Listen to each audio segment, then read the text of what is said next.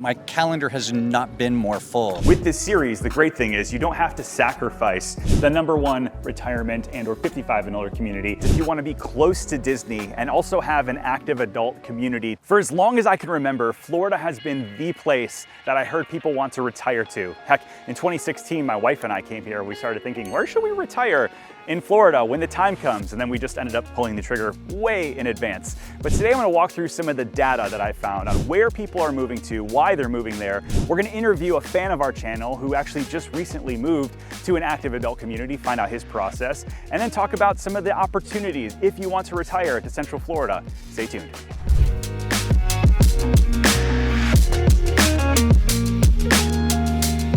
If you're thinking about retiring and moving from one state to another, well, you're not alone. In 2022 alone, according to the AARP, there were 234,000 people that retired and then left the state that they were originally coming from. Now, of that, 12% came right here to Florida. The #2 location was North Carolina. #3 was Michigan, which surprises me as somebody from Michigan. There's about 6% people actually moved there. #4 was Arizona, which actually surprised me because so many people, I always think of Florida, Arizona as 1 and 2, but that was #4. Now let's talk about where these people were actually moving from. Of the places that people were actually leaving from, the #1 spot was Oregon. Idaho, Texas, and Virginia followed very closely by with roughly 3%. So if you're thinking about leaving any one of those states and coming to Florida, you're in good company. So before we start taking you around Central Florida and showing you some of the more popular areas that people are deciding to relocate to when they retire, let's talk about why people actually retire and then move to Florida. #1 they talk about is the overall housing costs. Now, Central Florida in general has gotten definitely more expensive than it was in the past, but compared to many of the other areas that I just talked about where people are moving from, real estate is still relatively cheaper. And you start looking at different costs of savings on taxes for senior discounts. Once you get over 65, you get an additional homestead exemption. There's also a little known exemption that if you've lived in the same house for 25 years, that you can actually forego county taxes in some different areas. So there's a lot of housing related financial benefits to moving to Florida. #2 is the weather. We have 230 days a year of sunshine. And yeah, we do have some hurricanes off on the coasts, but Central Florida, we don't have to worry about that nearly as much. The #3 reason why the AARP said that people chose Florida over other states is no state income tax. Now, depending on where you're coming from in the country, you're typically taxed anywhere from 2 to 10% in retirement on a lot of times money that you already paid taxes on. And so as you draw down that sort of thing, every dollar counts, especially on a fixed retirement. The #4 reason why people moved to Florida and or outside of their main state was to get closer to family. Now, I've noticed in our own business here that we are relocating people from all over the world here to Central Florida, and that typically not too long after someone's either retiring or someone has a baby and they want to move closer to the family, and so we're seeing a lot of their people follow them. And so you might be in that exact situation where you retire, you move to Florida, and then you find that some of your other family members end up following you. That might be a good thing or a bad thing. The 5th reason why people decide to relocate in retirement is just really to change up a lifestyle. They said that they wanted to be closer to the beaches or golf, or in our case, a lot of times, the theme park. So if you're one of those people that, yes, you want to be closer to community of other people that are in their retirement age, that's definitely one thing. But if you choose to be closer to the theme parks, that happens a lot of times here in Central Florida, and we can help. There's really 2 communities if you want to be close to Disney and also have an active adult community to be a part of that I can think of. And the first one is Webb Oasis right behind me. This is a Pulte product that's really just for the active adult lifestyle. It's gated. They're going to have a 12,000 square foot amenity with coffee bar and lounge and wine lockers. But the real reason why people move to an active adult neighborhood is the sense of community. They've got a lifestyle director. They've got other people in similar stage life as you, and Webb Oasis fosters that extremely well. Before we go to the other neighborhood that's really close to Disney, I want to interview one of you guys, a fan of our channel who moved to Webb Oasis, and figure out his experience. All right, Jeff, so we're here in Webb Oasis, Horizon West. How did you choose this location?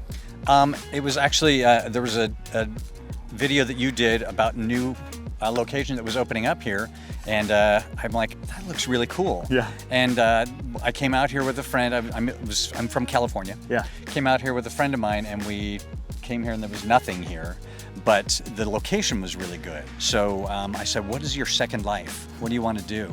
And we chatted a bit, and I'm like, I want to move to Orlando and get a job in the parks, like a simple job. Yeah. So I've moved to Orlando, and I actually have a job in the parks. That's so good. I start on the 28th. People retiring to Florida, it's not to go sit in a chair somewhere. No. It's to be active and it's to enjoy the lifestyle. But I don't want to put words in your mouth. Like, what were some of those things you were hoping for on the move?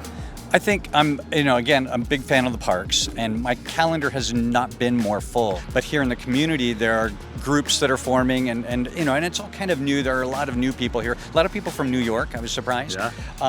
But there's a walking group that meets on Sundays, and we meet here, and then we kind of wander around and chat, and just you get to meet more people. What were some of the other considerations maybe you thought through? The weather was one of those things. I mean, in California, it gets to be 100 degrees. I was in the East Bay, near in Northern California, and it's it could be 100, 105 out there. We don't have the humidity, but it gets hot. Yeah. And fortunately there, I could drive into San Francisco in about half hour, and it drops 40 degrees. I was there watching my Lions lose the other day, Yeah, unfortunately. I'm sorry.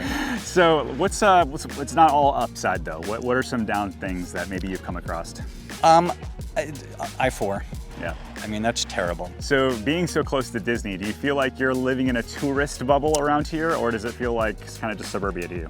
Here it's suburbia, and there are definitely a lot of people that go to the parks, but it's, and I popped over to the park this morning. I went over to ride the Guardians of the Galaxy ride, have some coffee, and then came back here. Yeah. It was like, what do I want to do this morning? I want to do this. I find it's funny when we moved here, I thought I would never see friends and family, but now I see them more because they come stay with us or they're here for like a week, and you're like, man, I feel like the quantity is not as much, but the quality is even better because you get to spend time. Right. Talk to us about the new construction process. So I know you were during COVID and that kind of thing, and this neighborhood took a while to get built out, especially from dirt. But talk to us about that process. Were you 3-4 years ago, were you thinking about it, or like how long did that process take? Well, like I said, 2020 was when the seed was planted, and then I think 21, maybe early 22 was like, okay, we're doing this, and I was probably 21, and then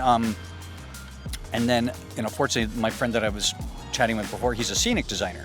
So he helped me with design elements in my place. It's like, we met with the person online to go over like the finishing touches and the flooring and the, all the cabinetry and all of that stuff.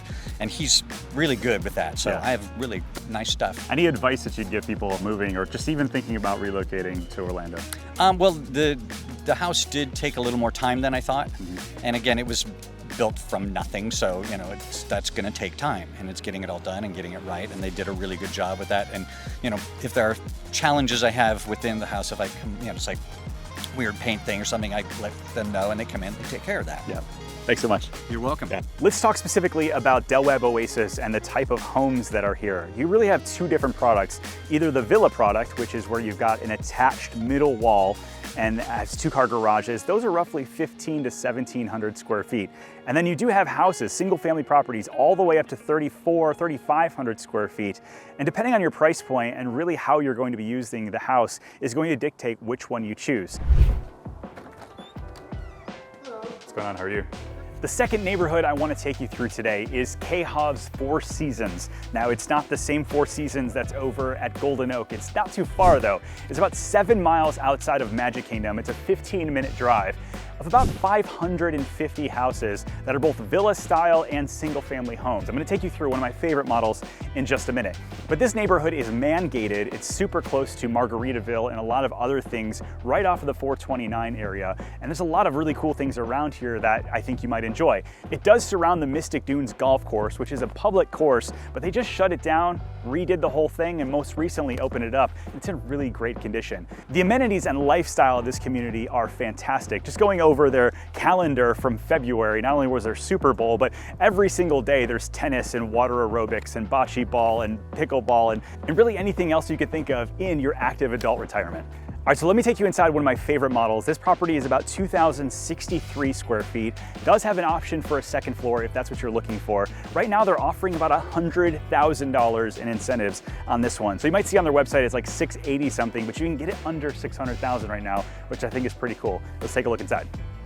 All right, so this property is just over 2,000 square feet, but the way that they have it set up actually is 2,600 square feet because it does have that second floor loft. But up front, you've got a full suite. You've got a second room here, which they could convert into a third bedroom, but they have it set up as an office. And I just love this breakfast bar area, just kind of give you a little bit of a drop zone and or expansive area as you walk in instead of one of those long hallways that we so often see. But whether it's in Four Seasons here or in other communities, I love this KHOV model because this island is massive. In fact, this entire area out here, it just feels like a really easy living kitchen space that just feels open, and yet 2,000 square feet is not a huge house, but it just feels nice and open. The other thing that I love about this model is going to be the primary suite here, because if you're looking at one level living, like assuming that the second floor, you didn't add that on, this is a really great space as well. It's a retreat unto its own. You've got a living space and there's plenty of room here in the primary. Back in the bathroom here, it's all dual sinks, huge walk-in closet, and they opted for just the larger shower here. It's just a really good space, all in at about 2,000 square feet. All right, so the big elephant in the room, the #1 retirement and or 55 and older community in the entire country is right outside of Orlando. It's the Villages. Now today we're gonna do some FAQ about the Villages and go through some of the questions that you guys have submitted to us over the years about what it's like living in the Villages and just questions about it. We're not talking about loofahs today, mostly about real estate and things to do. So let's dive in.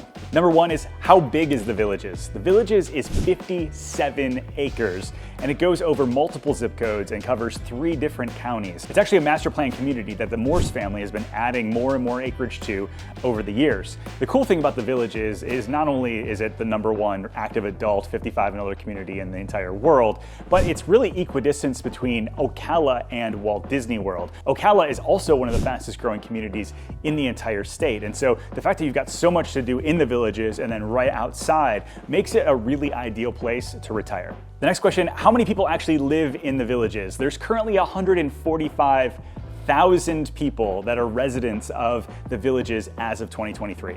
How many homes are in the Villages? There's currently over 70,000 houses in the Villages with 50,000 golf carts. That kind of blows my mind, but there's actually 50 golf courses throughout the Villages, and that's just one of the many, many things that people do. There's over 3,000 unique clubs and things to do in the Villages, so no matter what you're into, the Villages is gonna have it for you. Here's a big one. Do I have to be 55 and older to live in the Villages? Actually, you don't. There's this whole 80-20 rule where 20% of the neighborhood actually is allowed to be people that are under 55. That being said, I don't have any specific metrics, but all the people and clients that we've talked to that live there would say that there's nowhere near like 10,000 people under 55 living there. For the most part, you move there because you want the lifestyle and the community of being in that active adult 55 and older community, but you're not required to be over 55 to own there. Now, they do have some rules about people and kids under 18. In fact, kids cannot live in the Villages under 18 for longer than 30 days. So if you have your kids, your grandkids coming to stay with you, there's some things to think about there. Are all the houses the same in the Villages? That's the crazy thing about the Villages, is it's probably one of the most dynamic in terms of overall different style types of homes in any of these adult communities that we're going to talk about today.